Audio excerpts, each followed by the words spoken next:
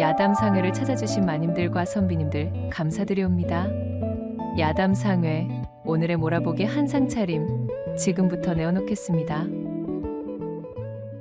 첫 번째 이야기 시작합니다. 해가 서산능선을 붉게 물들이며 쓰러져갈 무렵 한적한 조선의 어느 시골 마을에도 저녁 짓는 연기가 모락모락 피어올랐습니다. 고삿길을 뛰노는 아이들의 해맑은 웃음소리와 동네의 떠돌이 개들이 간간히 멍멍 짖는 소리가 나른한 평화를 말해주는 듯 했지요. 마을 어귀 너른 터에 자리 잡은 한 부잣집의 기와 대문 안쪽 마당에서는 고된 하루 일과를 마친 사내 하나가 땀을 훔치고 있었습니다. 그의 이름은 두복으로 나이는 어느덧 통기를 훌쩍 넘긴 30을 바라보고 있는 노총각이었답니다. 두복은 본디 몰락한 양반 가문의 자손이었습니다. 증조부 시절까지만 해도 꽤나 실력 행세를 할 수 있는 집안이었으나 부친대에 이르러서는 가세가 급격히 기울었지요. 설상가상으로 두복이 채 10살이 되기 전에 부모님마저 연이어 세상을 뜨니 혈혈단신 남겨진 어린 두복이 먹고 살기 위해 남은 길이라고는 남의 집 머슴살이뿐이었답니다. 서책 꽤나 읽었던 어깨 너머의 기억은 희미해졌고 그의 투박한 손에는 굳은 살만이 세월처럼 박혀갔지요. 그리하여 두복은 강부자댁의 머슴으로 10수년째 묵묵히 일하고 있었습니다. 비록 신세는 처량했으나 두복의 심성은 하늘이 내린 듯 곱고 따뜻했습니다. 자신의 끼니를 덜어 배고픈 아이에게 건네기 일쑤였고 끙끙거리며 무거운 짐을 나르는 노파를 보면 제 일처럼 달려가 거들었지요. 겨울이면 집신이 다 떨어진 동네 아이에게 자신의 얼마 안 되는 집신을 내어주기도 했습니다. 그의 이런 마음 씀씀이를 두고 마을 사람들은 수군거렸습니다. 어이구 쯔쯔, 저리도 사람이 맹하니 물러 터져서야? 제 앞가림이나 하겠나? 착한 것도 좋지만 두복이 저치는 너무 미련해. 그러니 저 나이가 되도록 변변한 미천 마련도 못해서 장가도 못 갔지. 사람들은 아무렇지도 않게 두복의 가장 큰 그늘을 가지고 험담을 일삼았어요. 30줄에 들어선 사내가 홀몸인 것은 그 시절 흔치 않은 일이었으니까요. 번듯한 집안도 모아둔 재산도 없는 머슴살이 신세의 두복에게 선뜻 딸을 주려는 이는 없었습니다. 중매쟁이 노파조차 그에게는 눈길 한번 주지 않았고 아주 가끔 두복의 번듯한 외모에 끌린 참모가 그에게 슬그머니 마음을 가지곤 하였으나 이내 제 부모나 주변 사람들의 반대에 부딪혀 돌아서고 말았습니다. 고생길이 훤히 보이는데 굳이 왜 그 구렁텅이로 들어가느냐는 것이 그들의 한결같은 이유였지요. 사정이 이리 되었으니 두복은 서름이 북받쳤습니다. 고된 노동 끝에 홀로 잠자리에 누워 휘영청 밝은 달을 바라볼 때면 사랑하는 이를 만나 자신을 닮은 자식 하나 낳아 오순도순 사는 소박한 행복을 꿈꾸지 않은 날이 없었습니다. 그러나 이내 고개를 저으며 자신의 처지를 받아들여야만 했지요. 가진 거 하나 없이 이리 비루하게 사는데 내 처지에 누구 신세를 조지려고 배필을 찾는다는 말인가. 쪼들리며 힘겹게 사는 것은 나 하나로 족하지. 그렇다고 두복이 늘 자신의 신세를 한탄하며 허투루 사는 사내는 아니었습니다. 그는 누구보다 성실했지요. 새벽닭이 울기 전에 일어나 마당을 쓸고 소여물을 끓이고 계절에 따라 논밭으로 나가 허리가 휘도록 일했습니다. 특히 나무하는 일에는 누구보다 부지런했었기에 다른 머슴들에게 일을 시킬 때면 늘 땔감이 부족하다 투덜거리던 강부자조차도 두복에게는 별다른 잔소리를 하지 않았어요. 두복이는 남들보다 더 먼 산까지 올라가 지게 가득 마른 장작을 해오는 것을 게을리하지 않았습니다. 자신의 몸이 고된 것은 생각지 않고 오직 맡은 바 소임을 다하려는 우직함이 바로 그의 천성이었습니다. 변변찮은 단칸 초가집이 그의 세상 전부였지만 그는 그 안에서 흐트러지지 않으려 애썼습니다. 비록 누더기 같은 옷일지언정 틈틈이 기워 입었고 잠자리는 늘 정갈하게 정리했지요. 몰락했을지언정 선비 집안의 피가 흐름을 잇지 않으려는 마지막 자존심 같은 것이었습니다. 그는 고된 삶 속에서도 타인을 돕는 온정을 잃지 않았고 묵묵히 자신의 길을 걸었어요. 다만 가슴 한편에는 외로움과 함께 어쩌면 영영 혼자일지도 모른다는 막연한 불안감이 희미한 그림자처럼 드리워져 있었습니다. 그렇게 두복은 별다를 것 없는 고된 하루를 보내고 어둠이 내려앉은 자신의 작은 방으로 고단한 몸을 누이며 다가올 내일을 맞이할 준비를 하였습니다. 그러던 어느 날 아침, 그날따라 두복은 몸이 천근만근이었습니다. 며칠간 이어진 가을거지 뒤끝이라 그런지 아니면 스산한 바람 탓인지 평소처럼 동구박무원 산까지 나무하러 갈 기운이 도무지 나지 않았습니다. 오늘은 어쩐지 몸의 상태가 영 좋지 않으니 먼 산까지 나가지 말고 마을 뒤편의 나지막한 야산에서 쉬엄쉬엄 나무를 해야겠구나. 그는 잠시 망설이다가 지게를 둘러매고 마을 뒤편의 야산으로 발걸음을 옮겼지요. 사람들의 발길이 뜸한 그곳에는 양지 바른 공터가 하나 있었는데 따사로운 가을 햇살이 솔가지 사이로 부서져 내리고 있었어요. 두복은 오랜만에 느껴보는 한적함에 숨을 크게 쉬며 늘 하던 대로 지게를 커다란 소나무 아래 세워두고 익숙하게 도끼질을 시작했습니다. 쩡, 쩡, 마른 나뭇가지 부러지는 소리가 고요한 산중에 경쾌하게 울려 퍼졌습니다. 그렇게 한나절 가까이를 땀을 흘리며 나무하는 것에 심취하다 보니 어느덧 점심때가 되어 있었지요. 두복은 이마에 땀을 소매로 훔치고는 지게 옆에 털썩 주저앉았어요. 강부자댁 참모가 싸준 김치 몇 조각과 된장, 그리고 거친 보리밥이 전부인 소박한 도시락을 꺼냈지요. 늘 먹는 찬이었지만 시장기가 돌아 허겁지겁 숟가락을 들려던 찰나였지요. 어이쿠 깜짝이야! 두복이 깜짝 놀라며 뒤로 나뒹굴었습니다. 어느새 그의 바로 옆에 백발이 성성한 노인 한 분이 다가와 앉아 있었기 때문이었어요. 볕에 그을린 얼굴에는 깊은 주름이 가득했지만 눈빛만은 형용했고 허름 하나 깨끗한 무명옷 차림새에서는 어딘지 모를 기품이 느껴졌습니다. 손에는 윤기가 반질반질한 대나무 지팡이를 짚고 있었지요. 아니, 어르신, 어느 틈에 이리 곁에 다가와 계셨답니까? 두복은 옷의 먼지를 툴툴 털며 일어섰습니다. 헌데 노인은 그런 두복에게는 관심이 없었고 오직 그 앞에 내려앉아 있는 음식만을 뚫어져라 바라보고 있었지요. 배가 몹시 고파 보이는 노인을 두고 혼자 음식을 먹는 것이 예의가 아니라고 생각한 두복은 잠시 머뭇거리다가 꾸벅 인사를 하고는 자신의 도시락을 조심스럽게 내밀었습니다. 저, 어르신, 몹시도 시장해 보이시는 참인데 마침 제가 식사 중이었으니 변변찮지만 욕이라도 좀 하시지요. 그러자 노인은 희미하게 미소를 지으며 손사래를 쳤습니다. 괜찮네. 젊은이 먹는 양식인데 내가 어찌 빼앗아 먹겠는가? 나는 괴념하지 마시고 자자 어서 마저 들게나. 그러나 두복은 노인의 행색이 어딘가 지쳐 보이고 마른 입술이 안쓰러워 보였습니다. 아닙니다, 어르신. 저는 늘 먹는 끼니인걸요. 함께 나누면 더 좋지 않겠습니까? 부디 사양 마시고 드십시오. 두복의 거듭된 권유에 노인은 더는 사양하지 않고 고개를 끄덕였습니다.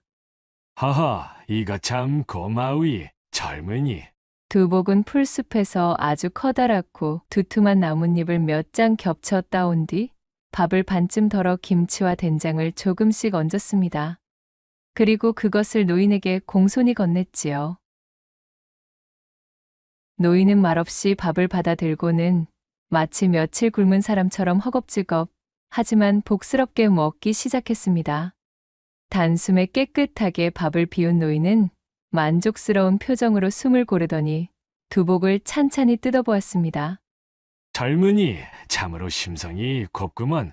이리 팍팍한 작금에 자기 먹을 것을 선뜻 내어주는 이가 흔치 않은데 말이네. 두복은 그저 멋쩍게 웃으며 머리를 긁적였습니다. 어이구, 별 말씀을요. 나누면 기쁨도 배가 된다 하지 않았습니까요? 헌데 어르신께서는 어디로 가시는 길이십니까? 이곳은 얕은 산세지만 지나다니는 인적이 드물고 외진 곳인데 허허, 그저 발길 닿는 대로 가는 늙은이일세. 그런데 젊은이는 거보아니 나이가 적지 않아 보이는데 아직 혼자인가? 느닷없이 들어오는 노인의 물음에 두복은 얼굴이 살짝 붉어졌습니다. 하지만 숨길 일도 아니었기에 그는 솔직하게 대답했습니다. 예, 어르신. 변변찮은 머슴살이라 어느덧 서른이 코앞인데 아직 배필을 만나지 못했습니다. 부모님은 다 건강히 계시고 아버님은 제가 어릴 적에 돌아가셨고 어머님도 그 뒤를 따르셨습니다. 지금은 안타깝게도 저 혼자 남은 몸이지요. 두복의 목소리에는 애써 감추려 해도 숨길 수 없는 쓸쓸함이 묻어났습니다. 노인은 잠시 침묵하며 지팡이 끝으로 마른 땅을 톡톡 두드리더니 문득 깊은 눈으로 두복을 바라보며 말했습니다. 젊은이의 따뜻한 밥 한 끼가 늙은이의 허기를 달래주었으니 어찌 모른 척할 수가 있겠는가. 내어준 음식의 답례로 나도 작은 보답을 해야 도리겠지. 노인은 자리에서 일어나더니 두복이 지게를 세워둔 곳으로 천천히 걸어갔습니다. 그곳은 따스한 햇볕이 온전히 내리쬐는 주변보다 약간 솟아오른 듯한 자리였어요. 여보게, 자네가 지게를 세워둔 바로 이 자리 말일세. 노인은 대나무 지팡이로 지게가 놓였던 땅바닥을 꾹 눌렀습니다. 이곳이 바로 이 일대에 좋은 기운이 한데 모이는 명당일세. 허나 외진 산세 때문에 아무도 이 좋은 명당을 알아보지 못하였지. 네, 특별히 귀띔해주지만 이곳은 특히 후손과 혼사에 좋은 기운이 서려 있는 곳이라 할 수가 있다네. 허니 자네 돌아가신 부모님의 묘소를 이곳으로 옮겨 모시게나. 평장으로 하여 봉분 없이 조용히 모시면 될 것이야. 두복은 어리둥절하여 노인을 바라보았습니다. 대관절 이것이 무슨 말씀인가 싶었지요. 그렇게만 한다면 아무날인가 자네에게 좋은 배필이 나타날 기회가 찾아올 것이네. 내 말을 그저 허투루 듣지 말고 믿져야 본전이니 유념하여 한번 실행해 보시게나. 노인은 다시 한번 지팡이로 땅을 정확히 가리키며 3번 꾹꾹 눌러 표시를 남겼습니다. 그 모습은 마치 실력 좋은 직원이 오랜 경험에서 우러나온 확신에 찬 모해양새와도 같았지요. 자, 그럼 나는 이만 가보겠네. 어려움 속에서도 공생의 길을 택한 자네 같은 사람이라면 하늘에서도 꼭 그에 걸맞는 대접을 하는 것이 도리이다. 나는 그리 생각한다네. 젊은이의 앞날에 복이 깃들기를 바라겠네. 말을 마친 노인은 미련 없이 몸을 돌려 산길 아래로 천천히 사라져갔습니다. 저만치 사라져가는 노인의 속도는 도저히 인간의 것이라고는 생각할 수 없을 정도로 부드럽고도 쏜살 같았지요. 두복은 홀로 남아 노인이 지팡이로 찍어둔 자리를 멍하니 바라보았습니다. 따스한 햇살 아래 노인의 말이 귓가에 맴돌며 심장이 알 수 없는 기대감으로 두근거리기 시작했습니다. 노인이 호련히 사라진 뒤 두복은 한동안 멍하니 서 있었습니다. 귀 밑머리를 간지리는 스산한 바람에도 노인의 말은 뚜렷하게 귓가에 남아 울렸지요. 명당, 혼사의 좋은 기운, 배필과 조우할 기회. 지금 제 처지로는 도무지 믿기 힘든 이야기였지만 노인의 확신에 찬 눈빛과 범상치 않은 풍모가 내리에서 떠나지 않았습니다. 분명 그 걸음걸이하며 몸놀림하며 보통의 평범한 노인은 아니었어. 혹시 어쩌면 정말 이것은 하늘이 내게 내려준 천재이루의 기회일까? 두복의 마음은 갈피를 잡지 못하고 흔들렸습니다. 하지만 믿져야 본전이라는 생각이 들었지요. 평생 머슴살이로 늙어 죽을지도 모르는 자신의 처지에 혹시나 하는 신락 같은 희망을 한번 붙잡는다 하여 더 나빠질 것도 없겠다 싶었습니다. 그리하여 그는 결심을 굳힌 뒤 남은 나무를 서둘러 지게에 얹은 후 강부자 댁으로 돌아갔지요. 그날 밤 일을 마치고 자신의 집으로 돌아온 두복은 설레는 기분에 잠을 이루지 못했어요. 이튿날 두복은 강부자에게 해야 할 일을 모두 해두었으니 밖에서 개인적인 볼일을 보겠노라며 허락을 구한 뒤 새벽같이 길을 나섰습니다. 한참을 걸어 10여리나 떨어진 이제는 찾는 이 하나 없는 부모님의 쓸쓸한 묘소에 도착했지요.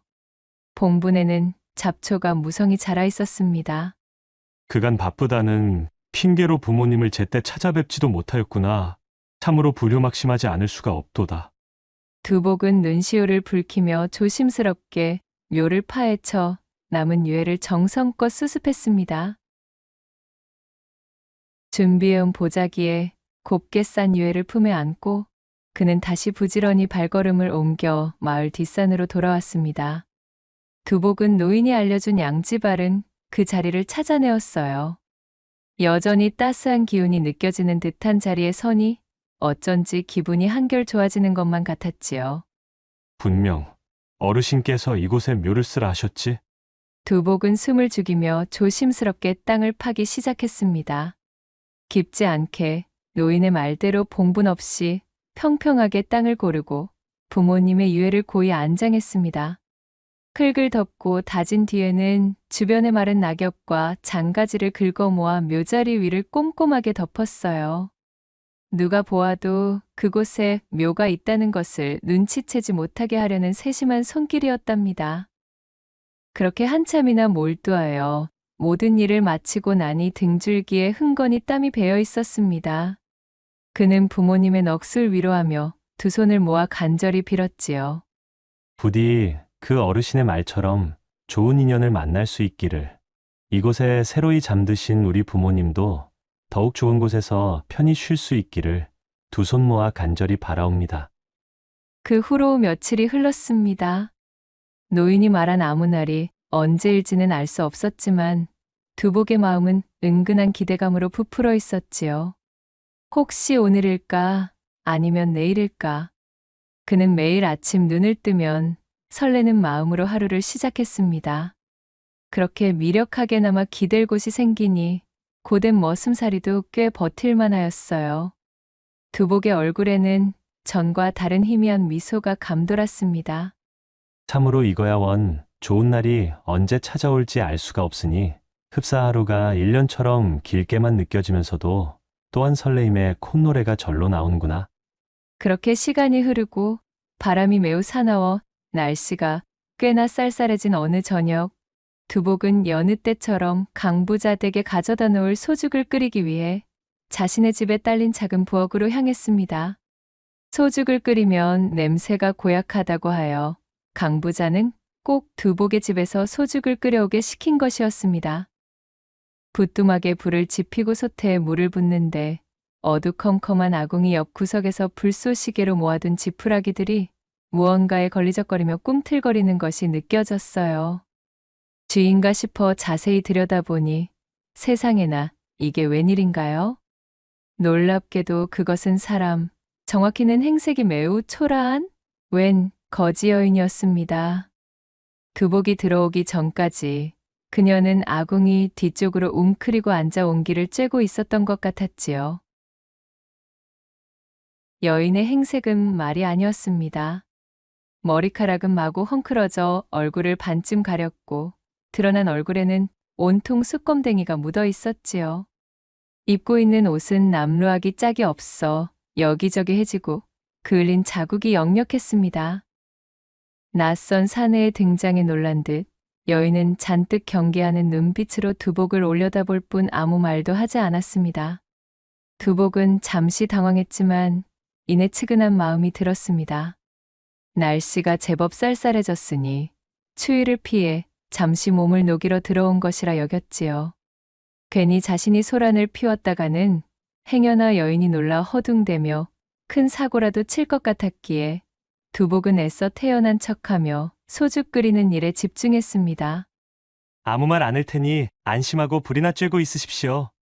바람이 제법 날카롭게 변하여 불을 곁에 두지 않으면 금세 곧 불에 걸릴 것입니다. 얼마 후 저녁 식사 시간이 되어 두복은 자신의 밥상을 들고 다시 부엌으로 왔습니다. 혼자 먹기 미안했던 그는 밥과 반찬을 조금 덜어 거지 여인에게 내밀었지요. 자자, 그리 긴장하실 것 없소이다. 어차피 이곳은 나 혼자 기거하는 곳이니 누가 뭐라고 할 사람도 없으니 말입니다. 일단은 여기 시장할 텐데 이것이라도 드시지요. 규복의 말에 여인은 잠시 망설이는 듯 하더니 이내 잔뜩 굶주려 있었음을 증명이라도 하듯 허겁지겁 밥을 먹어 치웠습니다. 삽시간에 텅 빈 그릇을 내려놓는 여인을 보며 두복은 조심스럽게 입을 열었지요. 안타깝게도 우리 집은 나 혼자 겨우 몸이나 누이는 단칸 초가입니다. 잠자리를 내어주고 싶어도 마땅치가 않으니 참으로 민망하군요. 남녀가 유별하니 이곳은 당신이 오래 머물기에도 불편할 것입니다. 오늘은 날이 이미 어두워졌으니 밤은 여기서 지내더라도 내일 날이 밝거든 다른 안전한 곳으로 가시는 것이 좋겠소. 여인은 그저 고개만 살짝 끄덕일 뿐 여전히 아무 말도 하지 않았습니다. 규복 역시 그녀에게 더 이상 말을 붙이지 않고 자신의 방으로 돌아왔어요. 다음 날 아침 두복이 부엌에 나가보니 놀랍게도 거지 여인은 간밤에 있던 그 자리에 그대로 웅크리고 있었습니다. 밤새 꼬박 그곳에 있었던 모양인지 어제의 모습 그대로였습니다. 규복은 한숨을 쉬었지만 날이 밝았다 하여 차마 매정하게 내쫓지는 못했습니다. 그는 다시 아침밥을 나누어 주며 어젯밤과 같은 말을 반복했지요.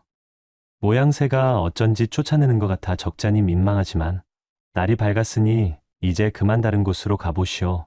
나도 남의 집 머슴이나 사는 형편이라 이제 곧 일하는 집으로 나서야 하기에 빈집의 일이 당신만 놔둘 수는 없지 않겠소. 게다가 우리 집은 낮에 주변 이웃들이 심심찮게 멋대로 드나들기에 혹여나 여인께서 혼자 있는 것이 눈에 띄기라도 하면 꽤 곤란해지실 수도 있습니다. 여인은 이번에도 말없이 고개를 끄덕였습니다. 그날 강부자 댁으로 일하러 온 두복은 하루 종일 마음이 편치 않았습니다. 혹시 그 여인 갈 곳이 없어 계속 우리 집 부엌에 머무는 것은 아닐까? 무슨 사정이 있는지는 모르겠지만 만약 그렇다고 한다면 마음을 졸이고 있을 테니 더 이상 다른 곳으로 가라 채근하지는 말아야 하겠구나. 고된 하루 일을 마치고 제 집으로 향하는 두복의 발걸음이 무거웠습니다. 아니나 다를까 여인은 여전히 부엌의 아궁이 뒤편 그 자리에 그대로 있었지요. 아이고, 아궁이의 불이 이미 꺼졌거늘 추운데 아직도 여기서 이러고 계셨습니까? 규복이 주변을 둘러보니 부엌을 어지럽히거나 음식을 찾느라 뒤적거린 흔적이 전혀 없었지요. 배가 고팠을 텐데도 먹을 것을 뒤진 기척이 없군요. 행색이 조금 안 돼 보일 뿐 정직하신 분 같습니다. 그나저나 우리 집 부엌에 기거하며 염치를 차리시느라 하루 종일 아무것도 먹지 못했겠군요. 자, 밥이나 함께 먹읍시다. 두복은 체념한 듯 부랴부랴 저녁밥을 지어 여인에게 나누어 주었습니다. 여인은 두복을 경계하던 지난밤과는 달리 잠시 고개를 들어 두복의 얼굴을 물끄러미 바라보다가 꾸벅 목례를 하며 그와 함께 식사를 했지요. 그렇게 부엌에서 대충 걸터 앉아 밥을 먹고 있으려는데 밖에서 누군가 살인문을 들어오며 인기척을 내는 것이 느껴졌어요. 이복의 두복이 이거 우리 마누라네 처가에서 받아온 잔치 음식인데 한번 드러나 보라고 가져왔다네.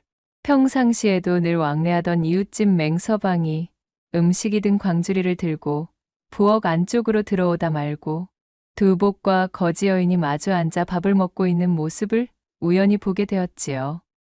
아니, 두복이 자네. 맹서방은 눈을 휘둥그레 뜨며 그 광경을 내려다보았고 두복이 무슨 말을 하기도 전에 몸을 돌려 슬금슬금 자리를 피했습니다. 이거 실례했구만. 두복이 그럼 다음에 다시 이야기하세나.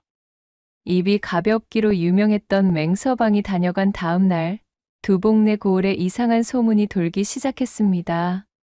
글쎄, 강부자네 머슴사는 그 노총각 두복이가 말이야?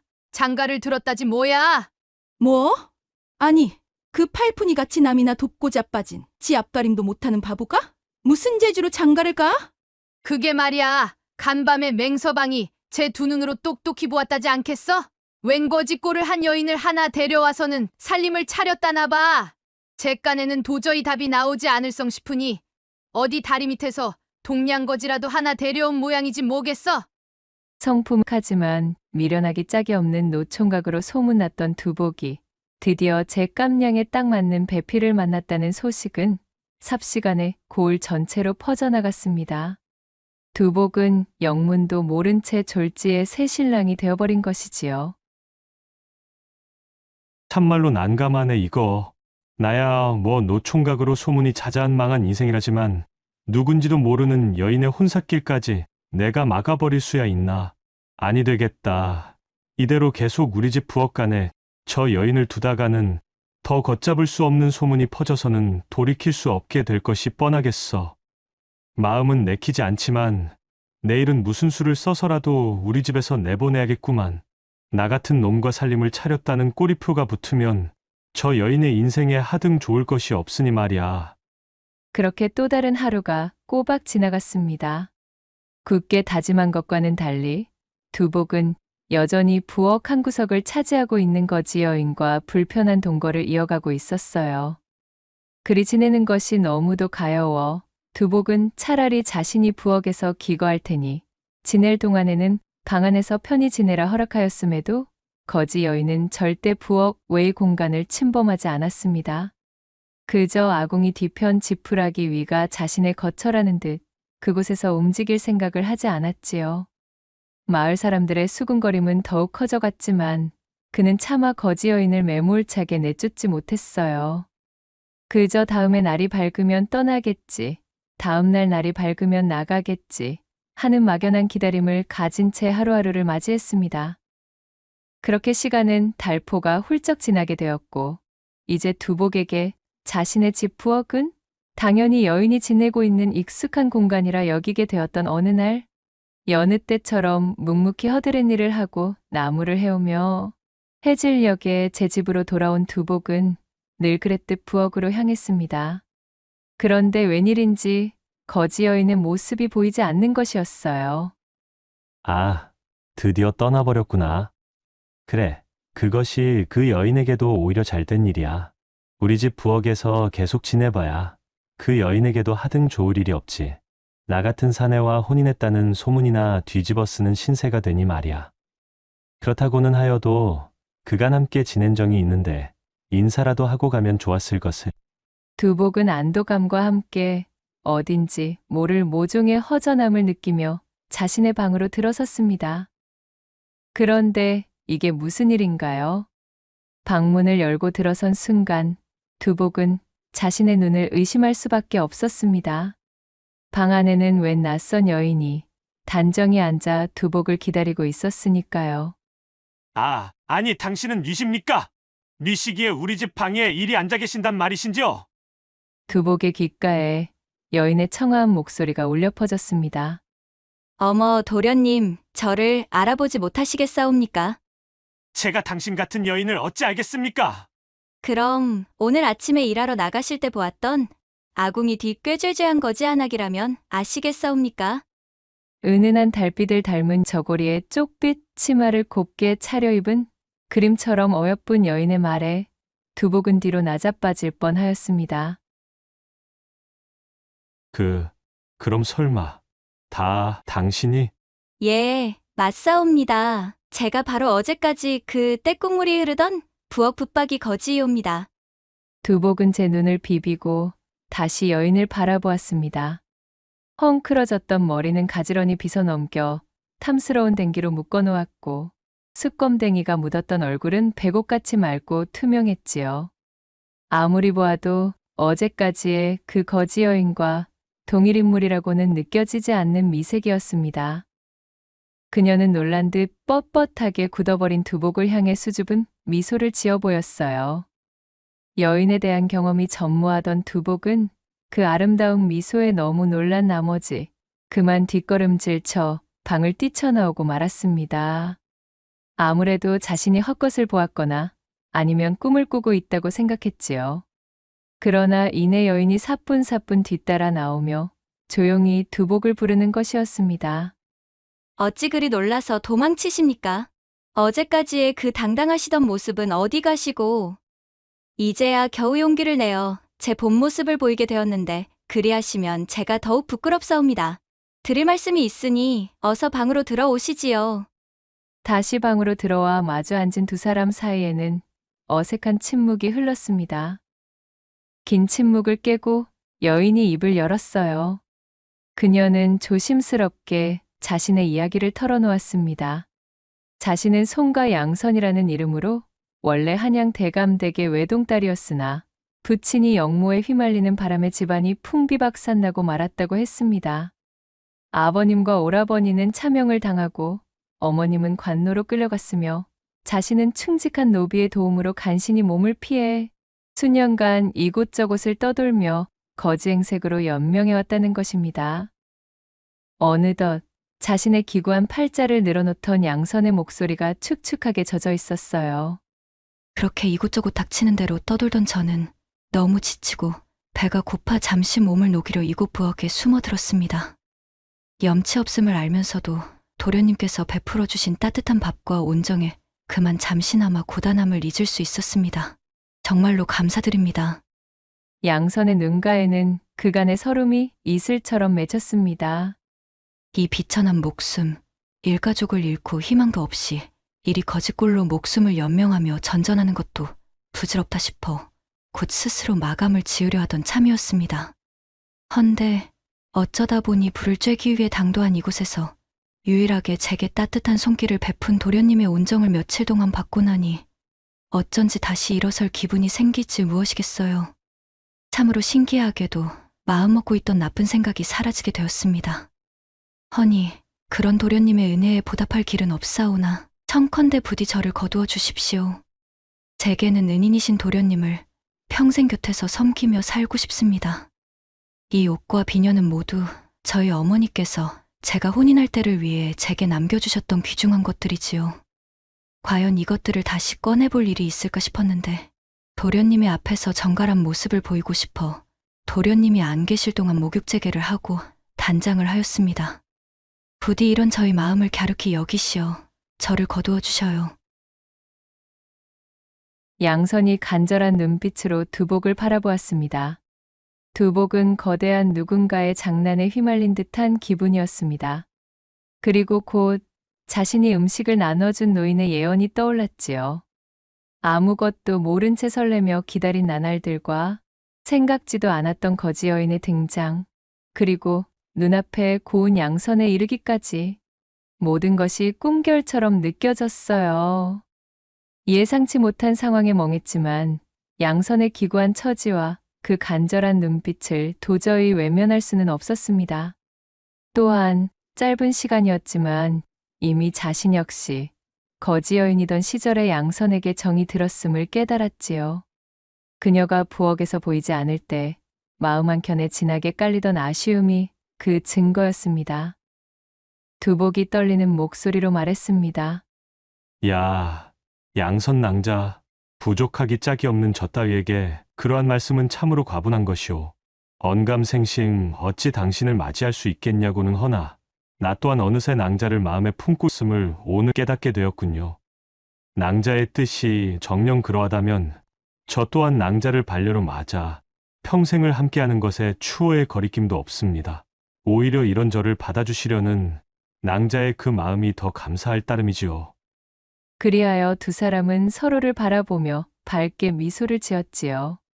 그날 밤 두 사람은 정화수 한 그릇을 떠놓고 조촐하지만 진심 어린 혼례를 올렸습니다. 화려한 예물도 떠들썩한 잔치도 없었지만 서로의 눈을 바라보는 두 사람의 마음은 그 무엇보다 깊고 단단하게 이어져 있었답니다. 며칠 뒤 두복이 혼인했다는 소문은 이제 소문이 아니라 기정사실이 되었습니다. 그간 꾀죄죄한 거지 여인을 집에 들어앉혔다며 두복을 비웃던 사람들은 마당에 나와 빨래를 널고 있는 아리따운 양선을 보고는 그만 아연실색하고 말았지요. 어느덧 이 소식이 강부자의 귀에도 들어갔고 그는 가진 것 없이 제 집에서 머슴살이나 하는 두복이 주제넘게 아름다운 여인을 만나 혼인을 했다는 사실이 매우 배가 아팠어요. 그리하여 두복을 얕잡아보고 놀려댈 심산으로 그를 사랑채로 불렀습니다.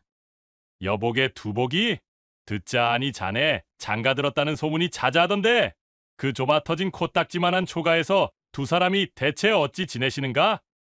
허허, 내 그간 우리 집에서 열심히 일해준 자네의 공로를 치하하는 뜻으로 특별히 이 집을 반값만 받고 자네에게 넘겨주겠네. 예? 아이고 어르신, 농이 지나치십니다요. 아무리 반값이라고 하여도 이런 으리으리한 기와집의 가격이 어마어마할 것인데 그런 돈이 저에게 어디 있겠습니까요? 그러자 강 부자는 씩 웃으며 두복을 더욱 놀려먹을 심산으로 말을 이었습니다. 거금이라니? 거두절미하고 딱 100냥만 가져오시게나. 그럼 이 집은 자네의 것일세. 설마 혼인하여 한 집안의 가장이 된 사내가 그래 돈 100냥조차 없어서 허덕이는 것은 아니겠지? 그것이 어디 사내라고 할 수야 있겠는가? 만약 그것이 나였다면 나는 창피하여 고개조차 들고 다니지 못할 게야. 그렇고 말고. 강 부자는 두복의 수중에 100냥이라는 돈이 있을 리 만무하다 여겼기에 그를 무시하며 실컷 비웃고 있었습니다. 두복이 머쓱한 표정으로 돌아와 이 이야기를 양선에게 전하자 그녀는 곰꿈 생각에 잠기더니 이내 침착하게 말했습니다. 아니, 뭐라고요? 어찌 사람의 면전에다 그런 짓을. 강부자 입장에서는 100냥쯤은 돈도 아니지만 서방님에게 100냥은 반값의 집을 살 기회가 생겼음에도 가질 수 없는 어마어마한 돈이랍시고 서방님을 욕보이는 중이로군요. 제까지 것이 감히 제 지아비를 농락하다니요. 서방님, 아주 잘 되었습니다. 강부자가 서방님을 얕잡아보고 무시하는 바로 지금이 기회입니다. 그까짓 100냥 제가 마련해드리겠어요. 어머님이 제게 남겨준 이 비녀를 팔면 좋게 그 정도는 받을 수 있을 거예요. 허니 서방님께서는 내일 당장 마을 사람들을 증인으로 세우시고 집과 함께 그 옆에 전답서름 맞이기까지 100냥에 넘겨달라고 하셔요. 강부자는 물론 서방님에게 100냥이라는 거금이 없다고 믿고 있기에 사람들 앞에서 서방님을 잔뜩 골릴 심산으로 제안을 대뜸 수락할 겁니다. 그럼 반드시 집과 전답에 대한 계약서부터 먼저 쓰자고 하셔요. 살살 구슬려서 반드시 강부자가 속아 넘어가게 만들어야 합니다. 그리고 양선은 그 길로 얼굴을 꽁꽁 싸맨 뒤 이웃장터까지 나가 자신의 비녀를 팔아 돈을 마련해 왔습니다. 혹여나 자신의 얼굴을 알아본 누군가가 두복이네에 100냥이 생겼다며 강부자에게 소문내 계획이 수포로 돌아가는 것을 미연에 방지하려는 양선의 선견지명이었지요. 다음 날 두복은 아내의 말대로 강부자네로 넘어가 집과 전답을 거래한 후 계약서를 쓰자며 마을 사람들이 보는 앞에서 당당하게 요구했습니다. 강부자는 두복이 알량한 자존심을 내세워 허풍을 떨고 있다 여겨 실실 웃으며 대꾸했지요. 허허, 허긴 자네도 집과 전답을 거래하는 맛이라도 흉내내고 싶은 그 마음 내 모르는 것은 아니지. 그래, 계약서는 물론 써줄 것이네.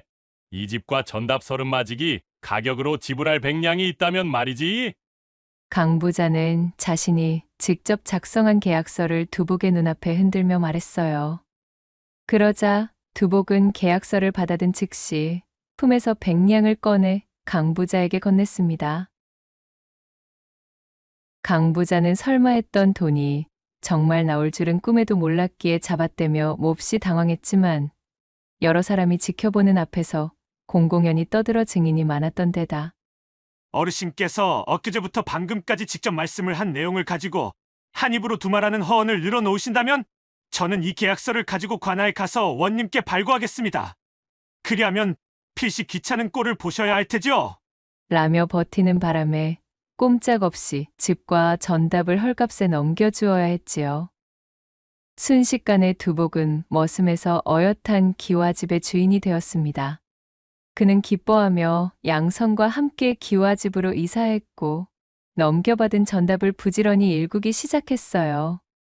지혜로운 양선은 살림을 알뜰하게 꾸려나갔고 그간 머슴살이를 하느라 제대로 된 품위 공부가 부족했던 두복에게는 늘 정갈한 옷과 함께 반가의 사람으로서 가져야 할 몸가짐과 언행을 가르쳤습니다. 사정이 이리 되니 두복을 얕잡아 보던 마을 사람들의 시선도 점차 바뀌어 갔습니다.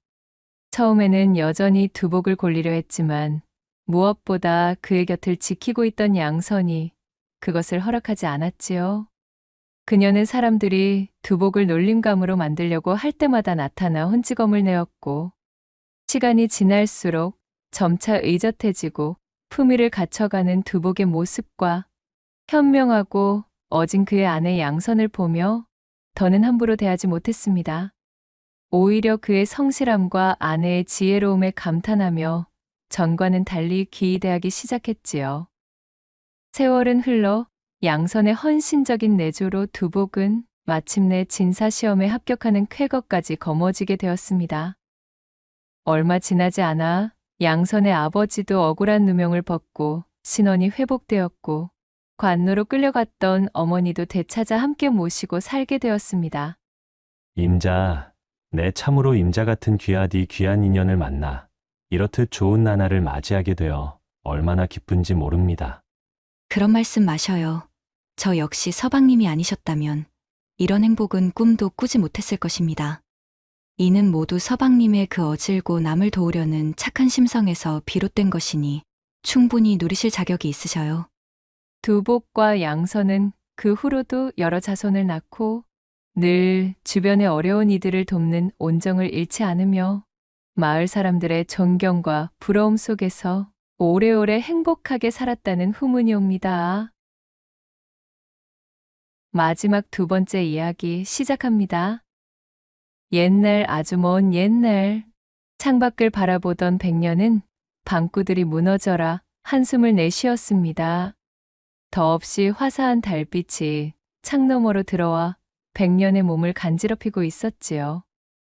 밖에서는 분주히 제짝들을 찾느라 요란한 풀벌레 소리가 한창인 고즈넉한 여름의 밤이었습니다.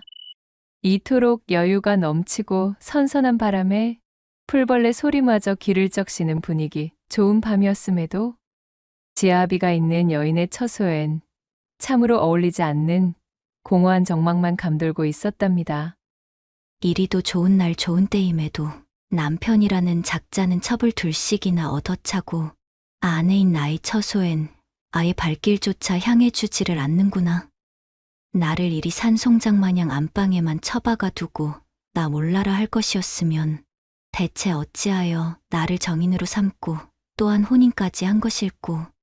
참으로 오늘따라 더더욱 혼자임이 외롭기만 한 밤이로구나. 푸념의 주인공이었던 백년은 자신의 깊은 한숨소리를 뒤로한 채 남편을 처음 만나게 되었던 그날의 상념에 젖어 눈시울을 붉혔습니다. 혼인 전 처녀적의 백년은 총명하고 박식한 데다 어깨 너머로 배운 장문과 서예에도 능통하여 명망 높은 반가에서 태어났다면 능히 재상의 정부인 자리까지 올랐을 여인이란 평을 들으며 자란 재색의 여인이었습니다. 비록 살림은 어려웠고 제대로 된 교육을 받는 것은 꿈도 꿀 수 없는 형편의 그녀였지만 꿈 많고 호기심 많던 처자로 구김살 없이 지내고 있었지요. 백년은 또한 남을 도와주는 일에도 밝았기에 종종 어려움에 처한 사람들의 고민거리나 골치 아픈 일들의 해답을 내어주곤 하였습니다. 그러던 어느 날이었어요. 이웃에 살고 있는 또래의 사내이자 일찍이 머슴으로 일하며 받은 세경으로 제 집안을 책임지고 있던 억기가 찾아왔습니다. 억기는 백년과 엇비슷한 처지인데다 또한 워낙 어릴 때부터 서로를 보며 잘 안 통해 스스럼 없이 지낼 수 있는 몇 안 되는 사이였지요. 남녀가 유별한 때였다고는 하지만 이 두 사람의 유대감은 그것을 뛰어넘는 깊은 것이었습니다. 워낙 소꿉친구처럼 잘 안 터라 서로가 서로를 향한 미약한 연심을 가지고 있음에도 그것을 드러내지 않는 것이 미덕이라 여기던 두 사람이기도 했어요. 그랬던 억기가 얼굴이 퉁퉁 부어 잔뜩 골인한 상태로 백년을 찾아온 것이었습니다. 아니 억기야, 대체 너희 얼굴이 어쩜 그 모양인 게니? 꼭 땅벌에라도 쏘인 사람 마냥 퉁퉁 부어 억울해 보이기가 말도 못하겠다 얘. 연아, 네가 아주 옳게 보았다. 나 정말 너무 힘들어서 미칠 노릇인데 이 일을 어쩌면 좋겠느냐? 억기는 한숨을 깊게 내쉬며 백년의 앞에 철퍼덕 주저앉는 것이었어요. 뭔가 심상찮음을 느낀 백년이 억기에게 다가가 부축하며 물었습니다. 대체 무슨 일이기에 이리도 주저앉을 만큼 성을 내고 그래. 일단 나에게 천천히 털어놔봐. 자신의 팔뚝을 부여쥐고 부축하는 백년을 올려다보며 억기는 짜증이 섞인 얼굴로 제 이야기를 시작했습니다. 사실 억기는 고을에서 알아주는 알부자 구첨지 밑에서 머슴 생활을 하고 있었답니다. 헌데 이 구첨지라는 위인은 본디 부자가 된 연유 또한 악착같이 남 뒤통수 갈기는 일만 골라하며 재물을 끌어모은지라 지독한 수전노에 성격 또한 교활하기 짝이 없기로 유명했지요. 어찌나 그 명성이 자자한지 그 집에서 머슴을 살다 울고 나가지 않는 사람이 없을 지경이었습니다. 참을성이 대단하고 뚝심이 있었던 억기는 그런 구첨지의 온갖 악행에도 묵묵히 견디며 머슴 생활을 유지하고 있었지만 함께 일하던 다른 머슴들은 그렇지가 못했어요. 이런 푸대접을 받으면서까지 도저히 못 견디겠다며 구첨진의 머슴들이 서로 작당을 하여 가을 추수도 하기 전에 몽땅 때려치고 나가버린 것이지요. 늦가을이 다가오고 있어 추수에 여념이 없을 시기. 찬바람은 불어오는데 일을 할 머슴은 죄다 나가버리고 해야 할 일은 태산처럼 쌓여있지만 고을에서 이 구첨지의 지독한 악명을 모르는 사람이 없으니 머슴이 쉽게 구해질 리가요. 백방으로 나서 두 눈을 씻고 찾아보아도 일을 하겠다며 들어오는 머슴 하나 구경할 수가 없었지요. 일이 이렇게 되고 보니 억기 혼자 새벽부터 밤늦게까지 5만 가지의 일을 독박으로 하며 눈코 뜰 새 없이 고생만 하고 있는 와중이었습니다. 그런 와중에 억기의 일머리가 꽤나 쓸만했기에 어찌저찌 굴러는 가는 모양새가 되고 보니 이놈의 구첨지가 슬슬 꾀가 생기는 것이었어요. 잠자코 억기를 보고 있던 구첨지는 어차피 구해지지도 않는 머슴 두 손 두 발 놓고 억기에게 모든 일을 떠맡길 심산이었습니다. 억기가 아무리 사람을 더 충원해달라 말해도 들을 생각을 않는 것이었지요. 여보게, 억기! 내 섭섭찮게 챙겨줄 터이니 조금만 더 고생 좀 해주게나. 일을 하겠다고 들어오는 작자들이 없으니 낸들 어쩌겠나? 구첨지는 기름기가 잔뜩 끼인 얼굴을 들이밀며 억기에게 통사정을 했습니다. 하지만 억기는 구첨지의 속내를 이미 알고 있었지요. 하루 종일 정신없이 일에만 매달리며 억기가 쳐내고 있는 일은 좋기 장정머슴 3명분은 될 터인데 억기의 품삯은 짜디짠 1명분만 내어줄 것이 뻔했습니다. 그마저도 가진 핑계에 온갖 잡스러운 짓을 녹여 제대로 줄지도 의문이었어요. 그리하여 힘에 부쳤던 억기가 구첨지를 찾아가 말했습니다. 첨지 어르신, 저도 이젠 더 이상은 못해 먹겠습니다.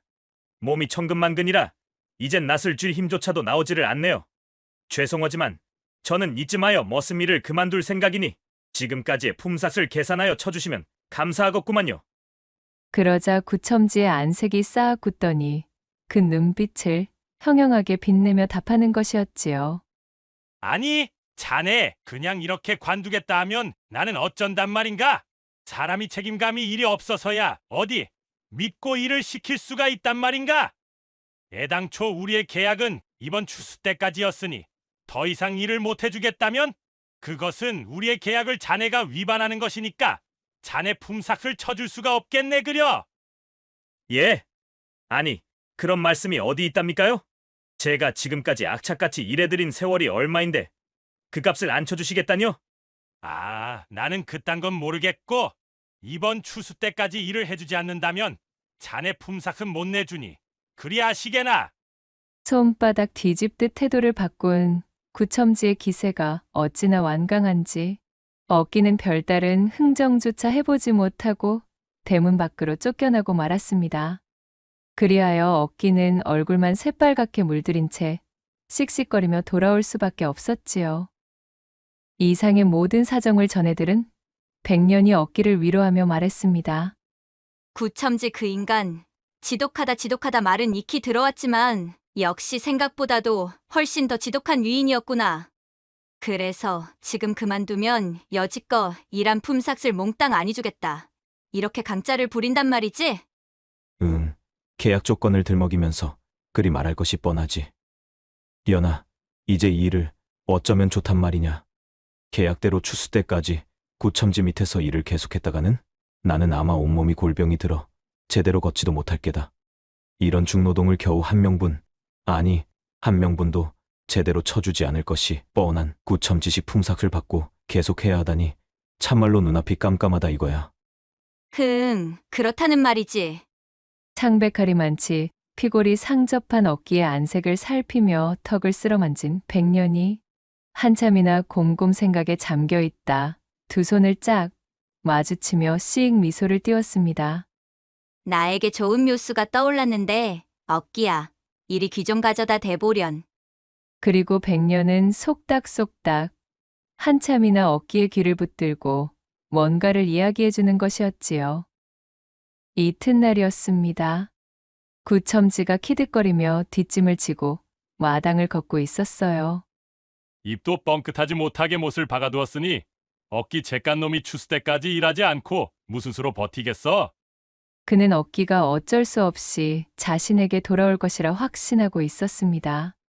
그간 제 집을 뛰쳐나간 다른 머슴들이 고을에 남아있는 일감이란 일감은 다 쓸어 담다시피 했기에 억기가 뒤늦게 구첨지의 집을 떠나 기웃댈 만한 곳이 남아있지 않다는 점을 알고 있었고 게다가 지금까지 매달린 일에 대한 품삯을 몽땅 포기할 만큼 억기의 사정에 여유가 없다는 것 또한 꿰뚫고 있었기 때문이었습니다. 그때 대문이 열리고 억기가 모습을 드러냈지요. 그러면 그렇지! 이 사람아, 어차피 이리 일할 것을 왜 그리 허튼 소리를 늘어놓고 감정만 상하는 것이야? 구첨지가 그것 보라는 투로 빈정대며 말하자 억기가 눈을 치켜뜨며 대답했어요. 좋습니다. 첨지 어르신. 추수 때까지 계속 일을 하겠습니다. 다만 계약을 새롭게 다시 맺고 싶습니다. 아니 뭐라? 그게 무슨 말인가? 계약을 새로 맺다니? 이제까지 맺은 계약이 다 끝나지도 않았는데 어찌? 그렇게는 아니될 말이지? 구첨지가 콧방귀를 뀌자 억기가 이미 예상했다는 듯 키죽키죽 웃으며 대꾸했지요. 지금까지 일한 것은 셈을 쳐주지 않으셔도 괜찮습니다. 또한 어차피 추수 때가 끝나면 기나긴 겨울 동안 할 일이 없으니 빈둥거리게 될 터인데 그 꼴을 어찌 보시겠습니까? 그러니 앞으로 남은 추수 기간인 딱 한 달 동안만 바짝 일하는 것으로 새롭게 계약을 맺고 싶다. 이 말씀입니다요.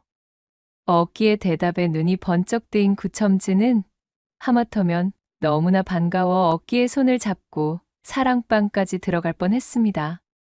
구첨지의 잔머리가 재빠르게 돌아가기 시작했어요. 억기의 말대로 추수만 끝내고 나면 이윽고 다가오는 겨울 동안에는 딱히 시킬 일도 할 일도 없는 것이었지요. 설렁설렁 일하면서 밥만 축내는 꼴이 제일 싫었던 구첨지는 대번에 귀가 트여 억기에게 물었지요. 아니 그렇다면 새롭게 계약을 맺는 그 한 달은 세경을 얼마나 주면 된다는 겐가? 억기가 머리를 긁적이며 바보처럼 희죽거렸습니다. 첨지 어르신, 한꺼번에 주지 마시고 매일매일 주십시오. 제가 지금 목구멍이 포도청인지라 날마다 받는 것이 좋습니다요. 아니 이보게 그게 무슨 소린가? 세경을 매일매일 달라니? 억기가 웃으며 답했어요. 그러니까 첫날은 콩 하나를 세경으로 주시면 됩니다. 둘째 날은 콩 2알, 그리고 그 다음 날은 전날의 2배인 4알, 또 그 다음 날은 8알, 이런 식으로만 받으면 됩니다. 어떻습니까요? 억기의 제안을 듣고 있던 구첨지는 속으로 쾌재를 불렀습니다. 계약을 다시 맺자기에 뭔가 획기적으로 불리한 조건을 나열할 줄 알았더니 웬걸요. 모자라도 한참을 모자라는 소리를 뱉고 있는 것이었지요. 그간 일한 품삯을 주지 않아도 된다면서 새로운 세경으로 콩 한 알, 콩 2알이라니요.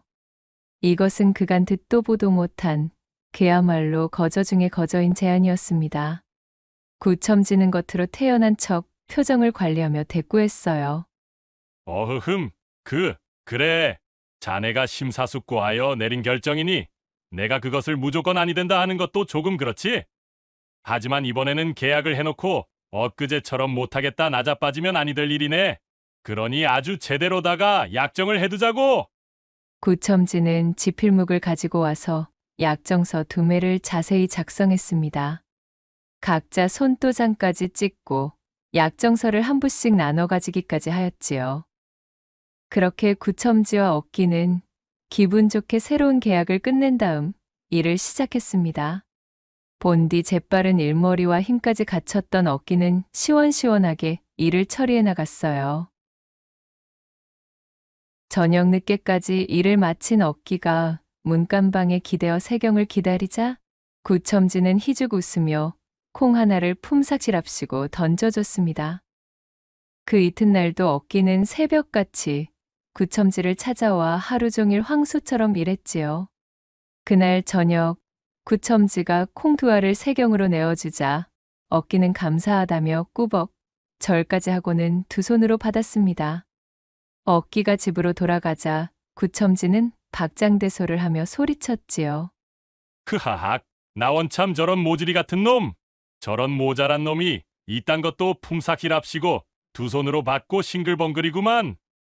일을 관두겠다고 할 땐 무슨 대단한 계획이라도 있느냐 싶었거늘. 콩 몇 알로 만족하겠다니. 아무튼 저런 무식한 것들 덕에 내 곳간이 그득해진다 이 말씀이지. 구첨지는 희희낙락했지만 억기 앞에서 표정을 관리하느라 애를 썼답니다. 그렇게 하루하루가 지나고 어느새 억기가 일한 지 11일째 되는 날의 밤이었습니다. 억기는 구첨지 앞에서 헛기침을 하며 외쳤지요. 첨지 어르신, 어제 제가 받은 세경이 콩 512알이었으니까 오늘은 1024알을 주면 되시겠습니다요. 보자, 계산을 해보면 한 옵이 조금 넘는데 말씀이지요. 그냥 편하게 한 옵이라고 치고 한 옵만 받겠습니다. 또한 내일은 2옵을 주시면 되는 것이고요. 억기의 말에 구첨지가 고개를 갸웃하며 콩 한 옵을 세경으로 내어주었습니다. 그리고 시간은 점점 더 지나 18일째가 되는 날이었습니다. 그날의 세경은 콩 한 말하고도 2대에 8옵이 되어 있었지요. 억기가 자루 가득 콩을 받아 돌아가자 그제야 구첨지는 뭔가 낌새가 이상하게 돌아감을 직감적으로 느꼈답니다. 그는 호롱불 밑에서 장부를 펼쳐놓고 따박따박 계산을 해보고는 그만 화들짝 놀라 자빠지고 말았습니다. 세상에나 이럴 수가 있나? 저놈이 말한 계산대로라면 28일째 세경은 콩이 256가마, 그 다음 날인 29일째는 512가마, 마지막 30일째는 자그마치 콩이 1024가마자는가? 맙소사, 내가 얻기 이 망할 놈에게 깜빡 속았구나. 그 다음 날도 일을 하기 위해 아침부터 찾아온 억기의 멱살을 부여잡으며 구첨지가 고래고래 소리를 지르고는 약정서를 찢어 발겼습니다. 이놈이 어디서 내게 이런 사기를 치고 앉은 게야? 구첨지가 펄펄 뛰며 열을 냈으나 그 꼴을 보고선 억기는 무표정하게 눈만 껌뻑거리고 있었지요. 첨지 어르신이 약정서를 찢던 말던 제게 주신 약정서는 제게 있으니 상관없습니다요. 계약한 대로 저는 한 달을 채울 때까진 일을 해야 하니 비켜주시지요. 그리 말한 억기는 구첨지를 스쳐 지나가 제가 해야 될 일을 시작하는 것이었습니다. 이튿날 아침도 마찬가지로 새벽같이 구첨지네를 찾아간 억기는 억척스럽게 일하고 약속한 한 달 만에 추수를 다해 곳간에 곡식을 가득 채워놓았습니다. 세경을 못 주시겠다 이 말씀이시지요? 당연한 소리를. 그런 사기 계약이 통할성 싶으냐? 그 많은 콩 가마니를 세경으로 내놓으라는 게 이게 말이나 되는 일인가? 뭐, 그러하시다면 알겠습니다요. 구첨지의 생자에 억기는 고개를 끄덕이고는 곧장 동원으로 가선 사또에게 발고를 해버렸지요. 구첨지가 사또의 호출을 받고 동원에 다다르자 억기와 백년이 고개를 쳐들고 동원에 서서 그를 기다리고 있었습니다. 사또는 구첨지가 친히 써준 약정서를 들고 그것을 들여다보고 있었지요. 그의 필체로 또박또박 적혀있는 약정서가 눈앞에 있는데 제 아무리 구첨지가 우겨본들 무슨 소용이 있었을까요?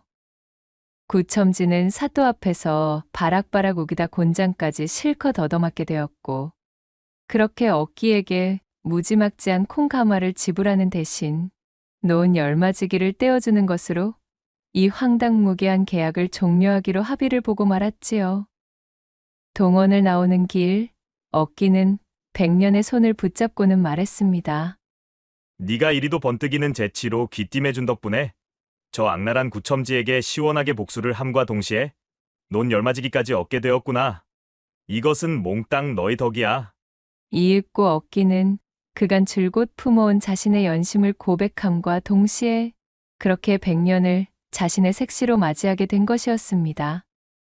혼인 이후 두 사람은 서로 힘을 합쳐 살림을 불려나가기 시작하였고, 억기의 부지런함과 백년의 총명함이 합쳐져 어느덧 남부럽지 않게 떵떵거리며 살 수 있게 되었습니다. 허나 그리도 성실하고 제 아내인 백년만을 바라보던 순진한 사내 억기는 전대에 두둑히 돈이 들어오기 시작하면서부터 사람이 완전히 달라지고 말았지요. 혼인한 직후에는 안방, 문지방이 닳도록 드나들며 새색시 백년의 고쟁이를 못 내려 안달이었던 억기는 점점 윤택해지는 살림살이에 성실함마저 사라지더니 이윽고는 슬며시 한눈을 팔기 시작했습니다. 그러더니 결국 첩질에 눈을 뜨고 외관 살림을 하나둘 차리며 바깥 재미를 보기 시작한 이후로는 백년의 안방을 찾는 발걸음을 뚝 끊어버린 데다가 또한 그녀의 바깥 출입마저도 금하게 하였으니 그녀의 삶은 그야말로 살아있는 생지옥이나 다를 바가 없었습니다. 그래도 한때는 나만을 사랑하며 내게 웃어주던 지압이었거늘 이제는 오히려 남보다도 못한 존재가 되었으니 하늘도 무심하시지. 백년은 한탄 섞인 한숨을 깊게 뱉고는 오지 않는 잠을 애써 청하며 잠자리에 들었습니다.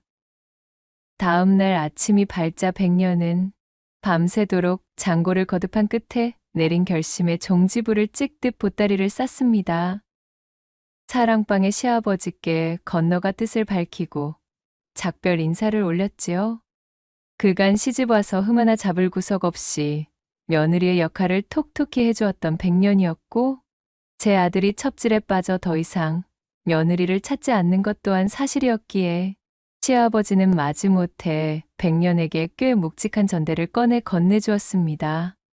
백년은 눈물을 보이며 다시 한번 시아버지에게 큰 절을 올리고는 그대로 시집을 나와 그리 멀지 않은 친정으로 돌아갔습니다. 친정으로 돌아가 앞으로의 미래를 궁리하던 백년은 자신의 시아버지와 남편이었던 억기가 아무것도 없는 빈털터리에서 구첨지에게 받은 논 열마지기를 밑천으로 자신의 소원을 양분 삼아 번듯하게 자리 잡은 것을 떠올려 자신 역시도 장사의 길로 나아가야겠다 마음을 먹게 되었어요. 기왕지사 일이 된 것 보란 듯이 위세를 떨쳐 그간 억기가 부자가 되도록 내조만 하던 부속물이었던 제 신세를 탈피하고 싶었지요. 남편이 첩질에 빠져 있는 동안 자신은 집안에만 갇혀 지내던 지난날의 슬픔을 이겨내고 이 기회를 벗삼아 제 가치를 높이자는 마음이었습니다. 나는 이제 결심했어. 첩에게 한눈을 파는 지아비를 침소에 앉아 하염없이 그리워만 하는 여인보다는 오히려 남정네들이 내게 직접 두 손 두 발 다 들고 찾아오는 여인이 되어주겠어. 그렇게 친정살이를 지내는 2달여간 백년은 바깥 출입도 금한 채로 장사를 위한 공부에 지독히 매진하였고, 대의를 이루기 위해 나서도 되겠다는 확신이 들었을 때 부디 다시 한번 생각해보라는 친정어미의 간곡한 만류를 뿌리치고 기세 좋게 집을 나섰습니다. 흥, 여인의 몸으로 어디 장사에 성공하지 말라는 법이 있겠는가. 시집을 나올 때 시아버지가 건네준 돈과 친정어미가 내어준 돈, 거기다 시집 갈 때 받아 고이 모셔두었던 폐물까지 몽땅 팔아 꽤나 두둑한 장사 미천을 마련할 수 있었던 백년은 그 길로 성큼성큼 한양으로 발길을 옮겼습니다. 그리하여 백년이 빠삭하게 끝낸 시장 조사를 바탕으로 선택한 곳은 종로의 포목거리. 그곳에 터를 잡고 조그만 포목점을 열게 되었지요. 앞으로 힘을 내서 기필코 이곳을 번영시키리라. 그녀는 주먹을 불끈 쥐고 굳게 다짐하며 열의를 불태웠습니다. 그러나 혼자 된 여인의 몸으로 생전 처음 나서보는 장사라는 것이 어디 의욕만 넘친다 하여 술술 풀릴 수가 있을까요? 그녀는 장사를 위한 재고를 충당하는 일에서부터 보이지 않는 장벽이 도사리고 있음을 톡톡히 경험하게 되었지요. 바로 기존 그곳에서 뿌리를 내리고 있던 포목점들의 텃세와 견제였습니다. 상인들은 아무런 연고도 없이 한양으로 건너와 자신들의 포목점 거리에서 장사를 시작한 백년을 고운 시선으로 바라보지 않았습니다. 천지도 모르는 아녀자라 없이 여기는 것은 여사였고 그녀의 빼어난 미색에 심심풀이 흥미를 느낀 까닭에 여기저기서 어떻게 한번 해볼 요량으로 접근하였지만 백년의 강력한 거부 표시에 자존심을 다쳐 앙심을 품고는 그 이후로는 철저하게 그녀를 배척하고 있었지요. 종로 일대의 포목점들은 품질 좋은 비단을 가장 많이 보유하고 있는 비단도매 거상인 박달과 거래를 트며 창고에 재고를 쌓아놓고 있었는데 이런저런 구실을 삼아 백년이 박달과 거래할 수 없도록 손을 써 이른바 그녀를 고사시키는 작전으로 괴롭히는 중이었습니다. 그들은 박달이 거래처 관리를 위하여 한양에 방문하면 한 번에 600필, 700필이나 되는 비단 뭉치를 대량으로 잔뜩 주문하고는 그날 밤으로 박달을 모시고 명월관으로 넘어가 질펀한 주지웅님의 풍덩 빠뜨리며 거한 접대를 하는 것이었지요. 아직 자리를 잡지 못했던 백년은 기껏해야 40필 남짓의 비단을 주문하는 것이 전부였고 종로 상인들처럼 박달을 기방으로 끌고 가 막대한 돈을 써가며 접대조차 제대로 할 수 없었기 때문에 그마저도 내어주지 않는 일이 다반사였습니다. 재고 확충에 어려움을 겪던 백년은 물건을 확보하지 못해 텅텅 빈 점포에 앉아 중얼거렸어요. 이대로 가다가는 내가 그린 청사진이 몽땅 수포로 돌아가겠구나. 하지만 옛날의 나처럼 그저 이렇게 주저앉아 한숨이나 던지고 있을 수만은 없지. 비단거상 박달이 명월관 기생의 머리를 얹어줬다는 이야기나 종로 가까운 곳에 첩살림을 새로 차렸다느니 하는 시시콜콜한 소문을 들어오던 백년이 이 난관을 타개할 꾀를 내기 위해 깊은 생각에 잠겼습니다. 다른 점주들처럼 박달에게 값비싼 입회기녀들을 붙여가며 그의 잠자리 사정까지 돌봐주는 것은 지금의 백년의 형편에는 맞지 않는 방식이었습니다. 고민 끝에 백년은 자신의 포목점 뒤편에 만들어둔 살림방 용도의 거처를 깔끔하게 치우고 근사하고 우아한 금침방으로 고급스럽게 단장하였지요. 비단거상 박달이 실은 서당 근처에도 가보지 못했다는 정보를 입수한 백년은 옷가지로 널려있던 벽을 말끔히 치우고 근사한 시구절이 적혀있는 족자들로 채워놓기 시작했답니다.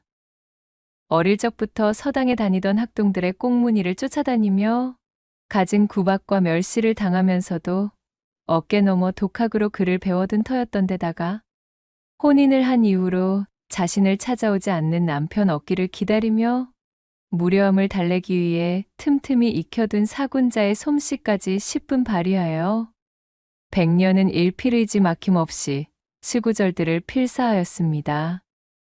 그리하여 각종 세간살이들로 어지럽던 살림방이 어느덧 휘황찬란하고도 버젓한 금침방으로 탈바꿈하게 되었어요.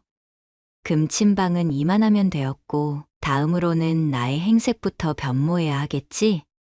백년은 그간 일하는데 거추장스러울까 염려하여 어여쁜 옷들을 멀리하고 있었습니다. 늘상 입어오던 편하고 수더분한 행색을 벗어던지고 비단 치마와 저고리를 꺼내 차려입고는 머리엔 깔끔하게 동백기름을 발랐지요. 한동안은 쳐다도 보지 않던 분과 입술연지로 한껏 치장의 멋을 내고서 떨리는 마음으로 거울 앞에 선 백년은 화려해진 자신의 용모에 제 눈을 의심할 수밖에 없었습니다. 맙소사, 이것이 얼마 만에 꾸며보는 아녀자들의 치장이란 말인가. 그간 얻기를 내조하는 데에만 정신을 팔았던 내게도 이런 면모가 숨어 있었다니 너무나 생경하기만 하구나. 허나 썩 나쁘지 않은 기분이니 참으로 설레는걸. 백년은 의욕에 가득 찬 눈을 빛내며 쾌재를 불렀습니다. 그렇게 얼마간의 시간이 지난 어느 날, 한양의 박달이 당도했다는 소식을 들은 백년은 그 길로 도매거래 제안을 핑계 삼아 박달을 자신의 금침방으로 모셨습니다. 그럴듯한 주안상을 차려놓고 근사한 술까지 내어왔지요. 비단거상 박달은 헛기침을 하며 마지못해 백년이 건넨 술잔을 받아들다 벽에 걸린 족자들을 발견하고는 눈이 휘둥그레졌습니다. 참으로 일필이지로 손색 없는 명필의 서력이요. 이보시오, 저기 걸린 족자들의 글씨는 누가 쓴 거요? 자신의 의도대로 박달이 걸려들었음을 직감한 백년이 희미하게 미소를 지으며 답했습니다. 아, 나으리, 저것들 말씀이십니까? 그것은 저희 부족한 솜씨로 그저 취미 삼아 몇 자 적어낸 것들이랍니다. 지금 나으리께서 보고 계시는 글귀는 당나라 현종의 시절 때 이백과 어깨를 견주었던 장계의 시구절을 소첩이 초서로 써낸 것이지요. 백년이 은은하게 드러내는 학식은 장사를 위한 셈법이나 간단한 글자 정도만 겨우 깨우친 박달을 바싹 움츠러들게 했습니다. 백년이 매혹적인 미색과 학식으로 기방에서는 한 번도 맛볼 수 없었던 우아한 고흥미를 잔뜩 풍겨대니 박달은 마른 침을 삼키며 점점 그녀에게 빠져들었지요. 참으로 기가 막힌 필사요. 내 장사치의 세월이 짧지는 않기에 여기저기 기웃거릴 일이 많아 잘 알고 있소만 그 어디에서도 이같이 힘찬 필체는 보지 못하였소이다. 어머나, 과찬이십니다, 나리. 부족한 저희 솜씨를 놀리시는 게지요. 백년이 박달의 술잔을 채워주며 눈웃음을 흘리자 박달은 애꿎은 헛기침만 연신 뱉어내다 돌연 손뼉을 딱 치고는 말했습니다. 그것보다 내 지금 고민거리가 하나 있는데 한번 드러나 봐주시겠소? 어머, 나으리, 저 같은 것이 들어 명쾌한 해답이 나올까 싶습니다만 나으리께서 하시는 말씀이니 최선을 다해 귀를 기울여 보겠사옵니다. 백년이 겸양을 보이며 살쭉 웃자 박달은 술 한 잔을 입에 털어놓고는 말을 이어나갔어요. 실은 내게 동업을 제안하는 친구가 하나 있는데 이자를 믿어도 될지 어떨지가 고민이요. 나와는 10년지기의 사이라 매몰차게 내치기도 조금 모양새가 좋지는 않단 말이지. 허나 오랫동안 장사를 해온 내 눈에도 이자의 속내는 쉬 짐작이 아니되니 이것 참. 박달의 말에 백년의 눈빛에 일순 반짝임이 스쳐 지나가는 것이었어요. 10년지기 말씀이시군요. 그러하시다면 혹시 그분과 재물 관련하여 겪은 이야기가 있다면 제게 들려주시지요. 참고하는 데에 좋은 정보가 될 것 같사옵니다. 백년의 말에 박달은 마침 생각나는 것이 있다는 듯 무릎을 치며 말했습니다. 그러고 보니 얼마 전 그 친구와 길가를 걷다가 그 친구가 바닥에 떨어진 주머니 하나를 주었지 뭐요. 열어보니 꽤나 거금의 엽전꾸러미가 나오는 것이었지. 어머나? 허면 그때 친후분께서는 주머니를 발견하고는 뭐라 말씀하셨는지요? 어디 보자. 아, 그렇지. 이렇게 말했던 것도 같소마는. 얼씨구나. 이게 웬 떡이냐. 역시 사람 눈은 밝고 볼 일이야. 오늘 꿈자리가 기똥차더니만 나는 횡재했구나. 라고 말이오. 박달의 대답을 들은 백년의 눈썹이 잠시 꿈틀거렸습니다. 그렇군요. 흐름을 방해하여 송구스럽습니다. 이어서 이야기를 계속하시지요. 그리하여 친구는 패물이 든 주머니를 제 허리춤에 차고는 신이 나서 팔짝팔짝 뛰었지. 그런데 잠시 뒤에 덩치가 산만한 사내가 둘씩이나 다가오더니만 여기서 주머니를 하나 줍지 않았냐며 으름장을 놓지 무엇이 했는가. 윽박 지르듯이 묻는 표정들이 예사 왈패들은 아닌 것 같아서 거짓말이 통하지 않을 것 같았기에 사실대로 말했다오. 그리하여 어찌 되셨나요? 눈을 부라리며 달려드는 기세가 아주 살벌했다오.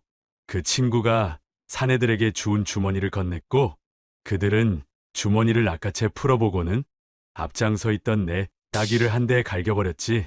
그리고는 대뜸 이 도둑놈들을 관가에 고발하겠다고 성을 내지 뭐요? 그때 그 친구가 내 앞을 막아서며 나를 보호해 주었소이다. 그 덕에 사내들은 결국 몸을 돌려 그냥 물러갔던 기억이 있소. 나으리의 앞을 막아서던 친구분께서는 그때 사내들에게 무엇라 말하셨는지요? 정확하게 이리 말하였소. 당신들 지금 우리를 도둑놈 취급하는 거요? 우리는 그저 바닥에 떨어진 이 주머니를 주운 사람들일 뿐이란 말이오. 라고 말이지. 박달의 말을 듣고 있던 백년이 이제야 알겠다는 듯 화사하게 웃었습니다. 그리고는 안주를 집어 박달의 입에 천천히 넣어주며 말했지요. 나으리, 부디 그 친구분과는 동업을 하지 않으시는 것이 좋겠사옵니다. 백년의 말에 박달이 고개를 갸웃거렸습니다. 아니, 내 이야기만을 듣고 그것이 판가름된다는 말씀이시오? 대체 그 연유가 무엇이오?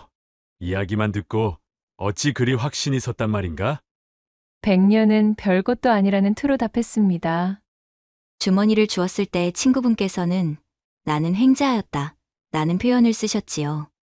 그리곤 그 주머니를 자신의 허리춤에 차고는 옆에 있던 나으리와 나눌 생각도 없이 그것을 독차지하였습니다. 좋은 일이 생겼을 때는 온전히 자신의 차지로 돌리는 심보를 엿볼 수가 있는 대목이지요. 아마도 함께 상단을 꾸리는 순간에도 그런 경우가 비일비재할 것으로 추측할 수 있사옵니다. 허나 그 이후 주머니의 주인인 사내들에게 그것을 돌려건네던 때 나리께서 그들에게 따귀를 맞으셨다 하셨잖습니까? 그때 앞을 막아서던 친구분께서는 우리는 도둑놈이 아니다 라는 표현을 쓰셨습니다. 표면적으로는 나으리를 돕는 척 나선 것으로 볼 수도 있으나 실은 우리라는 표현을 사용하며 막상 곤경에 닥쳤을 때는 자신의 일에 나리까지 함께 끌어들인 것에 불과한 것이옵니다. 그런 자와 함께 동업을 하게 되면 과연 믿고 나으리의 뒤를 맡기실 수 있겠는지요? 가볍게 웃으며 조곤조곤 이야기하는 백년의 대답에 박달은 그야말로 휘둥그레 떠진 자신의 눈을 감추지 못했습니다. 이윽고 그는 한바탕 너털웃음을 크게 터뜨리고는 술잔을 비워내며 소리쳤습니다. 내 그간 종로바닥의 저 네로라는 포목상인들이 어찌 그리도 가진 험담을 해대면서 그대와의 거래를 트지 못하게 뜯어말렸나. 항시 그 연유가 궁금했거늘. 과연 오늘에서야 이유를 알 것 같구만. 이리도 학식과 재치가 출중한 사람과 경쟁을 벌여야 하니 쟤들도 오금이 저려 싹을 밟으려는 것이 이해가 되는구만. 어머, 과찬이십니다, 나으리.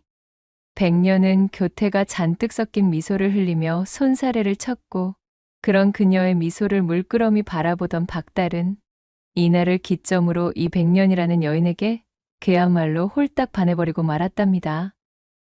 그날 이후로 박달은 하루가 멀다 하고 백년의 점포에 방문했습니다.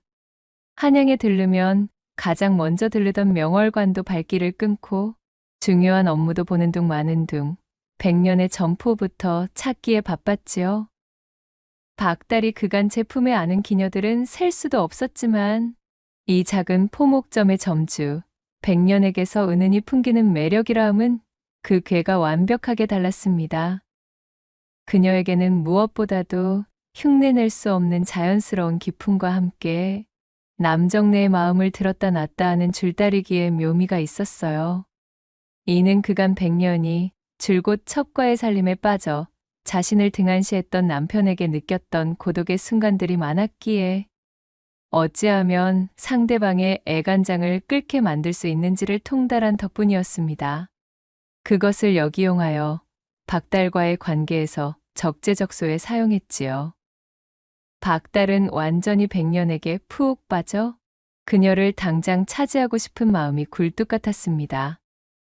그리하여 그는 백년에게 서둘러 비단의 거래를 트고 동업을 요청하였으나 그녀는 박달의 통 큰 제안에도 가벼이 움직여주지 않았습니다. 어떤 때는 얼음처럼 냉랭하여 박달의 마음을 바짝 태우기 일쑤였지요. 그렇게 박달이 백년에게 안달을 내던 어느 날이었습니다. 그날도 한양에서의 볼일을 개눈 감추듯 끝내놓고 얼큰하게 취해 백년의 포목점으로 달려간 박달은 백년의 손목을 붙잡고는 말했습니다. 보시오, 백년. 내 더 이상은 견디지를 못하겠소이다. 오늘 밤에는 확답을 듣지 못하면 돌아가지 않겠소. 애가 다른 박달이 어린아이처럼 칭얼대며 말하자 비로소 백년은 자신이 그간 공을 들여둔 뜸이 제대로 들었음을 알아차렸습니다. 그녀는 살쭉 웃으며 박달의 소매를 붙잡고는 더없이 달콤한 목소리로 속삭였지요. 나으리, 본가에 조강지처를 놔두시고서는 어찌 제게 이러시는지요.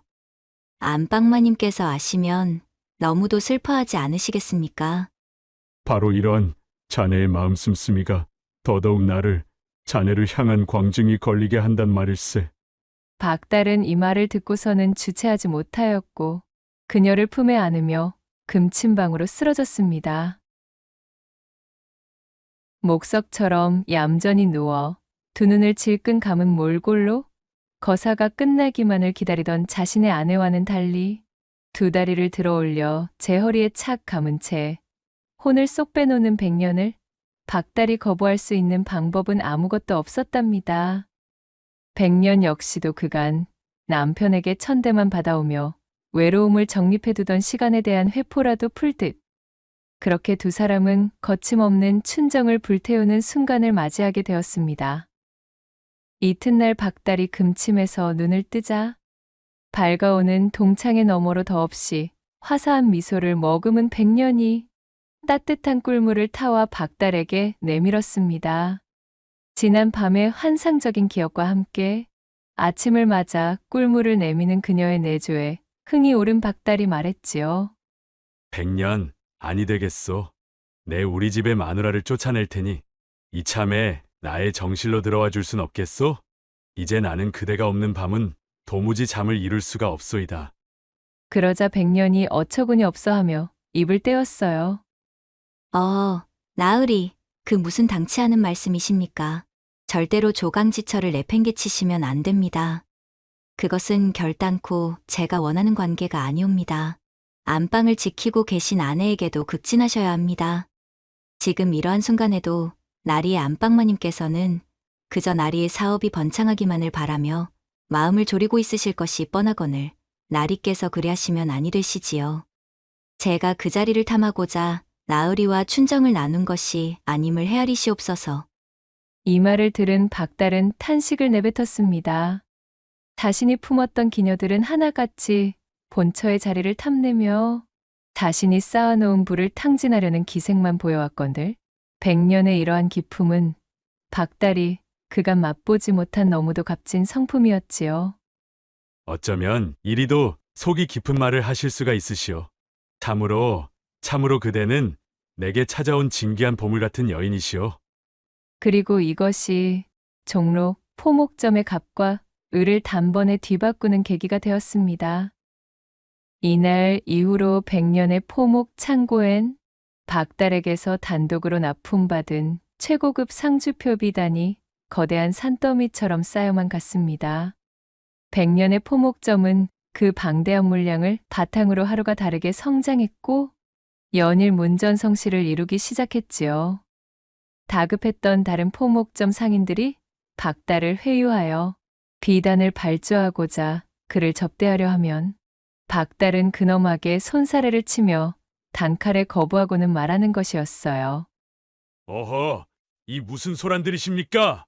내 명월관을 위시한 기녀들의 치마폭에 쌓여 노는 짓거리를 끄는 지는 오래되었소이다. 무릇 기생노름이나 해대는 상인을 어찌 거상이라 자처하겠소? 앞으로 종로 포목거리에 납품할 비단 일체는 저 백년의 창고에서만 출하될 것이니 내게서 비단을 받아가려거든 한 분도 빠짐없이 그곳에서 받아가시오. 그리고는 냉랭하게 퇴짜를 놓으니 텃세를 부리던 포목점 상인들은 아연실색할 수밖에 없었지요. 그리하여 지독한 텃세와 업신여김을 일삼던 포목 상인들을 보기 좋게 제 앞에 무릎 꿇리고 박달을 구워 삶아 비단을 독점하고 포목점을 번성시킨 백년은 이후로도 박달의 인선을 10분 지원받아 안동포 시장을 움켜쥐고 있는 강객주와 한산의 세무시 상권을 주름잡고 있는 부대인마저 소개받기에 이르렀고 이윽고는 그 둘마저도 자신의 매력에 헤어나올 수 없도록 요리하기에 이르렀습니다. 세 명이 거상이 번갈아가며 앞다투어 백년의 포목점에 찾아오니 밤이면 밤마다 그들의 행복에 겨운 고음의 노랫소리가 연일 종로 포목거리를 가득 채울 정도로 마르지 않았습니다. 그리하여 백년은 독수공방으로 지새우며 슬퍼하던 지난 날이 언제인지 기억조차 나지 않을 정도로 충만한 시간들을 보내었으며 또한 연일 성실을 이루는 포목점 덕분으로 새롭게 연 자신의 인생에 만족하며 그렇게 축적한 부를 이용해 어려운 사람들을 도우며 행복하게 지냈다는 후문이옵니다. 낭독해드린 이야기가 마음에 드셨다면 구독과 좋아요, 댓글로 야담상회를 응원해 주셔요. 늘 잊지 않고 야담상회를 찾아주시는 마님과 선비님들 시청해 주셔서 참으로 감사하옵니다.